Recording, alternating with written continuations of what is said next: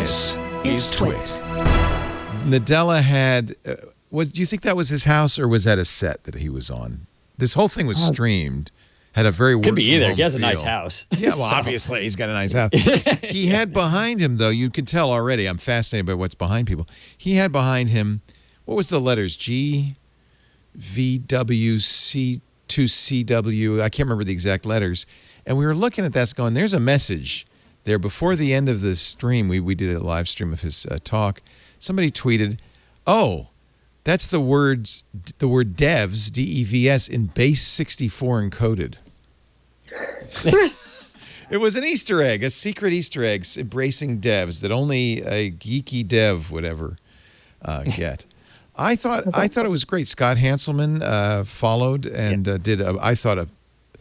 To me, it was a work from home keynote where he showed off all his stuff, his hue lights and the glow and the purple, and he was having great fun, and he was calling people and showing off stuff, and it went 10 times better than the average on-stage demo, much less stilted.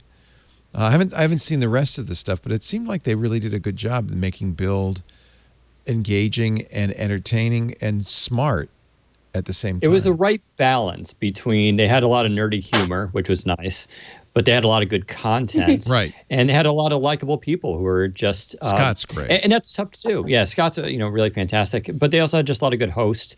And that's a tough thing to pull off. They had to approach this differently. Instead of getting up on stage, I'm going to do my PowerPoint kind of thing. Right. It was more like a TV production where you had to have scripts and this idea of segues. And, they did a lot of funny things too. But it was just enough. It never got corny or cheesy. And I think that's why it kept people entertained. And I think that's tough to do. And I'm not sure that, I don't know, it'll be interesting to see if Google and Apple and the rest of these companies can find that right balance. Because ultimately it comes down to like talent. Like Scott Hanselman is not just a great developer, but he's able to be on camera and, do all that. And that's hard, right? You can't force that. We were Googling RGV to CW through the whole thing, and nothing came up. But now there's RGV2CW.com. Somebody registered the domain name. Let me see if it'll come up. Wow. Somebody registered the domain name. No, it's not coming up. And made a site before the keynote was over. I like that kind of geeky stuff. It'll be interesting. Google canceled their Google I/O completely. They're going to do it later. But Apple's developers conference is coming up next month. And I think the gauntlet's been thrown down. I think Microsoft's shown Apple the way to do it. I wonder if Apple will pick it up. They're historically so buttoned down and careful. It's going to be like a pay-per-view event. It'll be $70 for everybody to watch it. Yeah. It's going to be behind a paywall. You can only watch on Apple TV. I can just see it now. I did not realize this, but apparently it wasn't just the RGV2CW message. There were Easter eggs throughout all the build streams. Daniel, were you aware of that? There was they were even to the point where they were coordinating their polo shirts to be Microsoft green, blue, and red. Oh, wow. I didn't catch that, but Hanselman told The Verge we had scripts and storyboards. We put it on like it was an hour of television.